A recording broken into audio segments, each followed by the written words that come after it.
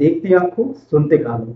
आप सबको एडवोकेट खालिद सैली का सलाम। आप देख रहे हैं कास यूनिवर्सिटी यूट्यूब चैनल। ये चैनल स्टूडेंट, लॉ स्टूडेंट, नए वकला वकला और उन तमाम अफराद के लिए इंतहाई मुफीद है जो लॉ को एज ए सब्जेक्ट पढ़ना चाहते हैं, समझना चाहते हैं और इस फील्ड में अपना एक मकाम बनाना चाहते हैं। अब हम देखेंगे कि पब्लिक प्रोसिक्यूटर क्या होता है, यानी कि सरकारी वकील क्या होता है।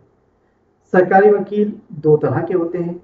अगर वो क्रिमिनल मैटर में सरकार को मामलत करें, वैसे तो सरकारी वकील काम करें, तो उनको पब्लिक प्रोसिक्यूटर कहा जाता है। जबकि अगर वो सिविल मैटर में सरकार की मदद करें, सरकार के केसेस करें, गवर्नमेंट की तरफ से केसेस को परसू करें, तो उनको पब्लिक प्लेडेंस कहा जाता है। अब इनके बहुत सारे फ़वाइद और नुकसानात होते हैं जिनको हम इन डिटेल देखते हैं कि एज ए पब्लिक प्रोसिक्यूटर क्या फ़वाइद और क्या नुकसानात होते हैं। तो इसका पहला फ़ायदा जो वो ये है कि fix monthly salary, not on a case by case basis. कि पब्लिक प्रोसिक्यूटर जो होता है वो सरकारी वकील होता है, वो सरकार की तरफ से पेश होता है, वो गवर्नमेंट के केसेस को परसू करता है क्रिमिनल मैटर में। उसकी तनख्वाह फिक्स होती है। आम वकील की तरह से वो केस बाय केस पैसे नहीं लेता, बल्कि उसे मंथली सैलरी मिलती है।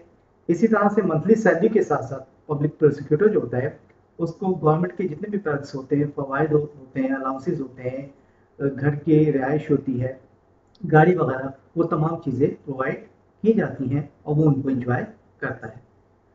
एक पब्लिक प्रोसिक्यूटर जो होता है उसकी भी लिमिट होती है, वो भी महदूद ज़िंदगी गुजारता है, उसकी भी कुछ उसके ऊपर पाबंदियाँ होती हैं गवर्नमेंट की तरफ से कि वो आम पब्लिक प्लेस पे यानी कि इस तरह से मूव नहीं कर सकता जैसे कि एक आम वकील करता है।